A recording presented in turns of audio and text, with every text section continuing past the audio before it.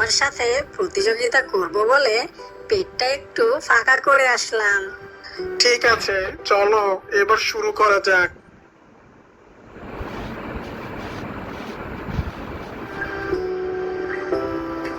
একটি গভীর জঙ্গল। সেই জঙ্গলের একটি গাছের উপর বাস করত একটা সারস পাখি। সারস পাখিটি দেখতে যেমন ছিল ধবধবে সাদা, ঠিক তেমনি তার মনটাও ছিল ভীষণ সাদা।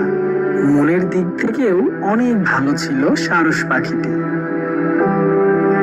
আর সেই গাছের থেকে সামান্য একটু দূরে একটা গুহা ছিল, আর সেই গুহাতে বাস করত একটা শিয়াল। সে যেমন ছিল পাজি, ঠিক তার মনটাও ছিল ভীষণ পাজি। তারা পাশাপাশি অনেক দিন যাবৎ থাকাতে তাদের মধ্যে একটা ভালো বন্ধুত্বের সম্পর্ক তৈরি হয়ে যায়। একদিন সারস পাখি মাছ শিকার করে এনে তার বাসায় বসে খাচ্ছিল। এই বক বেটা তো দেখি প্রতিদিন মাছ এনে একা একা মজা করে খাই, আর আমি এইদিকে সারাদিন খোঁজাখুঁজি করার পরেও একটা শিকারও পাই না। না, যে করেই হোক এই বক বেটাকে বোকা বানিয়ে তার থেকে খাবার ছিনিয়ে নিতে হবে। যে করেই হোক এই বক বেটাকে বোকা বানিয়ে তার থেকে খাবার ছিনিয়ে নিতে হবে।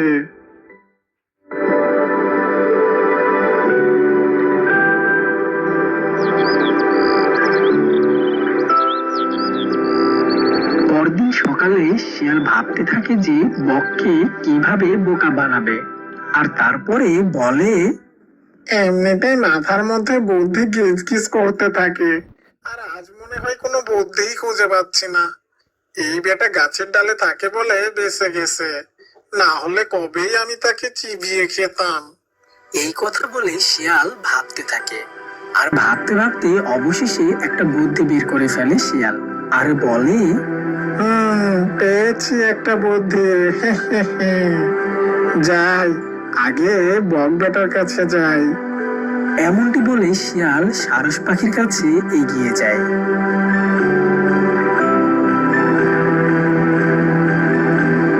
আর গিয়ে বলে, ও বক ভাই, বক ভাই। সারস পাখি তখন শিকার খুঁজতে যাবে বলে বের হচ্ছিল, আর শিয়ালের ডাক শুনে বলে, কি গো শিয়াল মশাই, আজ সকাল সকাল কি হলো, আমাকে ডাকছো যে? ভাবছি আজ দুই বন্ধু মিলে একটা প্রতিযোগিতা করব, তাই আজ তোমাকে সকাল সকালই ডাকলাম। সারস পাখি এমনটা শুনে শিয়ালের কাছে এগিয়ে আসে, আর বলে, ঠিক আছে শিয়াল মশাই, কি প্রতিযোগিতা করতে চাও বলো আমাকে। শিয়ালটি তখন জবাবে বলল, খাবার খাওয়ার প্রতিযোগিতা। যে বেশি দ্রুত আগে সব খাবার শেষ করতে পারবে সেই হবে বিজয়িতা। তবে এতে কিছু শর্ত আছে। কি শর্ত আছে শিয়াল মশাই? আমরা দুজন একসাথে খাওয়া শুরু করব, আর যে বিজয়িতা লাভ করবে তাকে অপরজনের প্রতিদিনের খাবার জোগাড় করে এনে দিতে হবে, আর সে বসে বসে খাবে।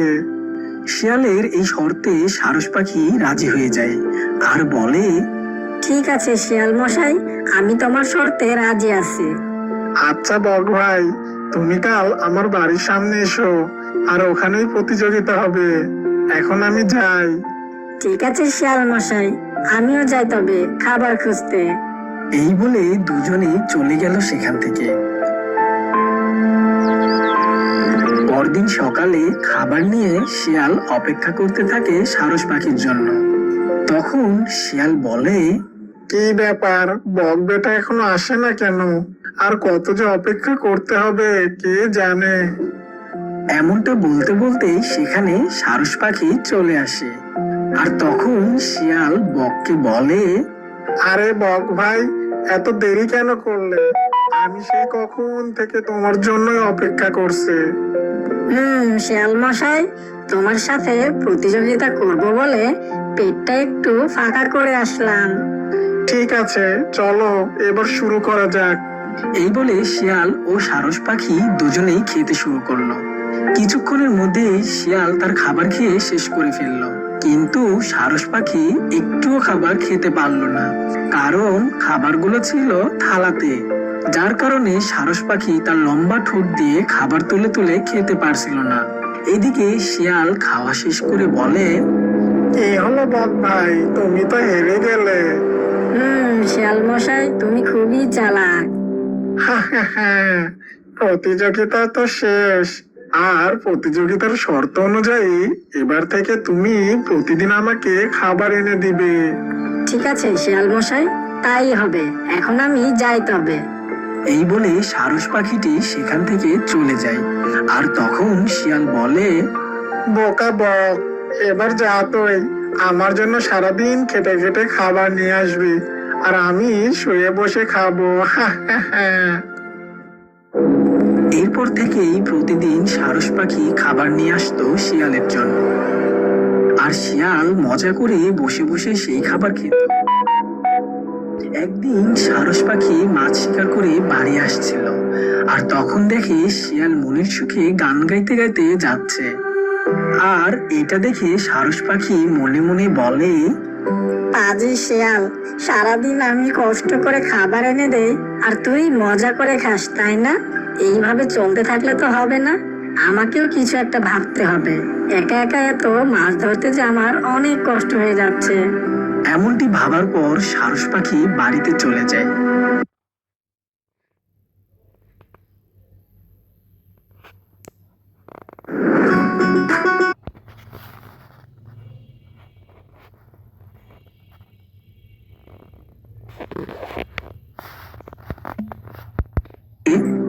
আরে বক ভাই, আজ তুমি সকাল সকাল আমার বাড়ি, কই খাবার নিয়ে আসো নাই তো আজ দেখছি।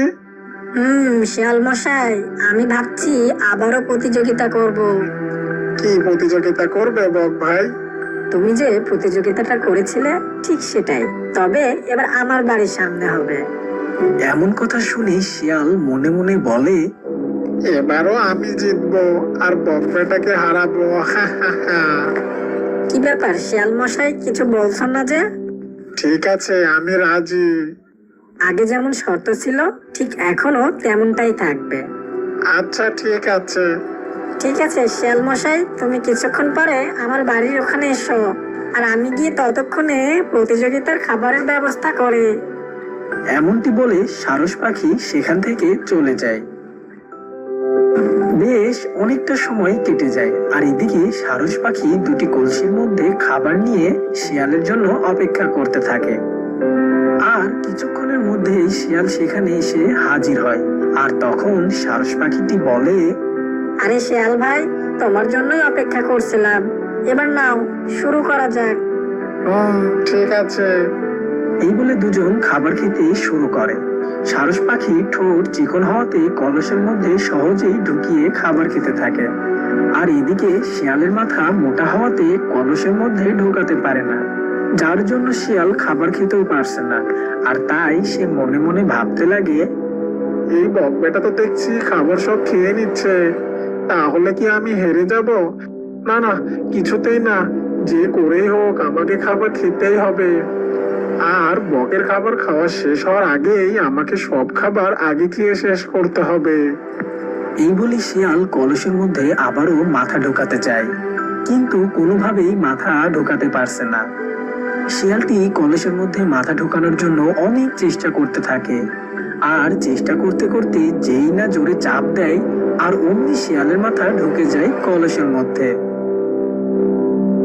কলসের মধ্যে মাথা ঢুকে যেতেই শিয়াল ছোটাছুটি করতে থাকে আর অনেক চিল্লাতে থাকে, ওরে বাবা রে, আমাকে কেউ বাঁচা রে, আমি যে দম বন্ধ হয়ে মরে গেলাম রে, আমার মাথা থেকে এই কলসটা কেউ বের করে দে রে।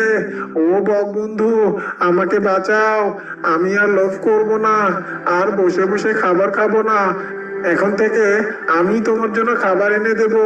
ও বক বন্ধু, বাঁচাও আমাকে, বাঁচাও, আমি মরে গেলাম, বাঁচাও। এমনটি ছোটাছুটি করতে করতে শিয়াল গিয়ে একটা গাছের সাথে ধাক্কা খায়, আর অমনি কলসটি ভেঙে যায়, আর শিয়ালটি ধাক্কা খেয়ে ছিটকে পড়ে। আর তারপর শিয়াল বলে, যাক বাবা, এই যাত্রায় বেঁচে গিয়েছি, আমার জোর শিক্ষা হয়েছে, আমি আর কখনো লোভ করব না। লোভে পাপ, আর পাপের জন্যই আমি এখন মরতে বসেছিলাম। এমনটি বলে শিয়াল সেখান থেকে দ্রুত চলে যায়। শিয়াল যে তার লোভের শাস্তি পেয়ে শুধরে গেছে এই দেখে বক অনেক আনন্দ পায়। তো বন্ধুরা, এমনই সব সুন্দর সুন্দর সাবস্ক্রাইব করে পাশে থাকা বেল আইকনটি বাজিয়ে রাখুন।